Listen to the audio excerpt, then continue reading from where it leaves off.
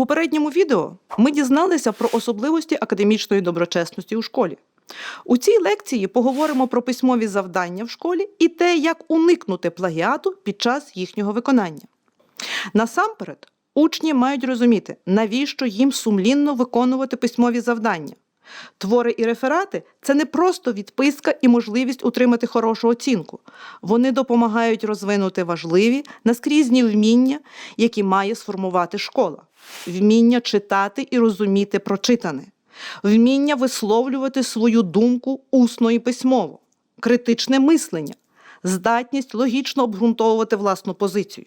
Тобто навичка письмового мовлення – річ практична, яка згодом знадобиться під час навчання в університеті, працевлаштування, а для когось, можливо, стане і професійним покликанням. Зазвичай, коли йдеться про письмові роботи в школі, ми думаємо про твір або реферат, але це також можуть бути доповідь, презентація, рецензія, есей, анотація, проект, або такі практичні і потрібні у майбутньому речі, як мотиваційний лист або власне резюме. Важливо, щоб письмові завдання були різноманітними. З одного боку, це робить навчання цікавішим, а з іншого – різні завдання розвивають різні навички. Водночас, письмові шкільні роботи несуть у собі небезпеку потрапити у пастку недоброчесності.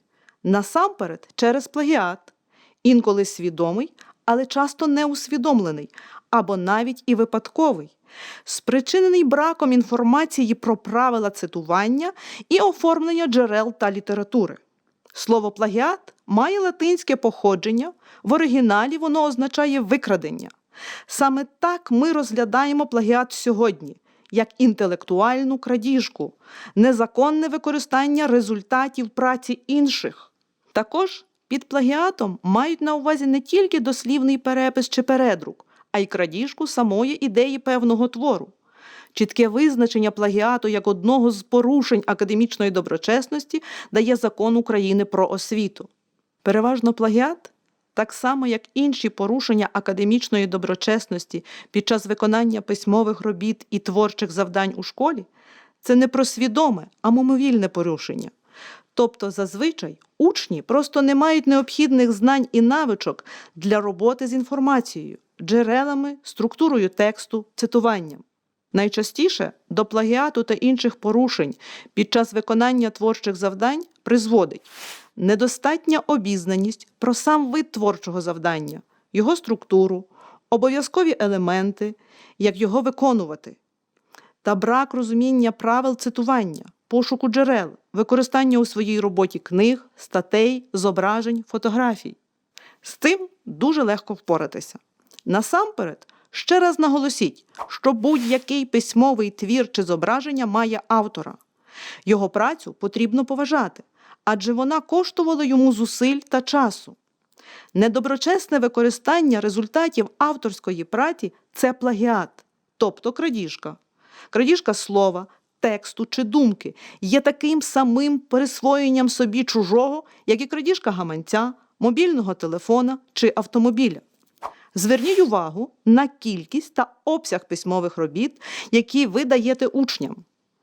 За потреби порадьтеся з колегами, що викладають у класі інші предмети, щоб, наприклад, наприкінці певного навчального періоду, чверті, семестру, учні не були перевантажені одночасно великою кількістю письмових робіт. Керуйтеся принципом «менше, але краще». Пояснюйте учням, що оцінку вони будуть отримувати за власні оригінальні думки та розкриття теми, а не за кількість сторінок тексту. Перед кожним письмовим завданням пояснюйте учням його структуру і зміст. Якщо вони ще не вчили, що таке реферат, есей чи презентація і з чого вони складаються, детально поясніть. Якщо цей вид роботи вже знайомий, ще раз нагадайте основні вимоги до нього. Розповідайте учням про планування роботи та розподіл часу. Вчіть учнів працювати з джерелами.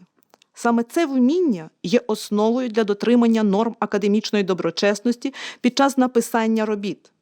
Важливо розповісти учням, що джерела інформації – це не тільки пошуковики в інтернеті, це і друкована література, книги, енциклопедії, газети та видання, і навіть листи, які збереглися в родинному архіві, також можуть бути документом і джерелом інформації для написання, наприклад, реферату з історії.